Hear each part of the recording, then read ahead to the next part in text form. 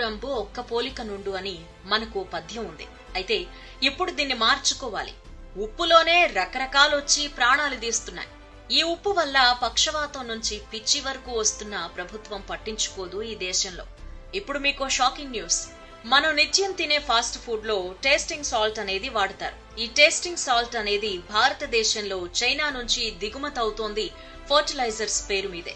ఇది తినే ఆహార విషయ సూచికలో లేదు.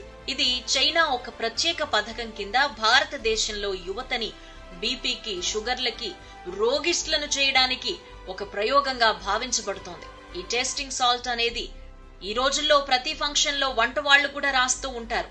కానీ చైనాలో దీన్ని వాడితే ఉరిశిక్ష విధించే విధానం కూడా ఉంది. భారతదేశంలో మాత్రం దీన్ని ఇంకా వెలుగులోకి తీసుకురాలేదు. ఈ టేస్టింగ్ సాల్ట్ వేసిన ఏ భోజనం ఒక 40 రోజులు తిన్నారంటే జీవితాంతం బీపీతో, షుగర్ తో బాధపడక తప్పదు. పక్షవాతం కూడా రావచ్చు.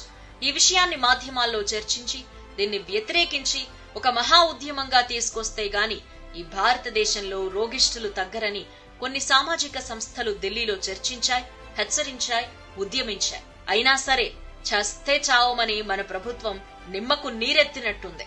ఈ విషపు ఉప్పు భారతదేశంలో తయారవడం లేదు. ఈ సాల్ట్ ను ద్రాక్ష తోటల్లో వినియోగం కోసం అని చెప్పి తీసుకొచ్చి మనుషులకు తినిపిస్తున్నారు. ఈ టేస్టింగ్ సాల్ట్ వల్ల మన నాలుక రుచిని కోల్పోతుంది.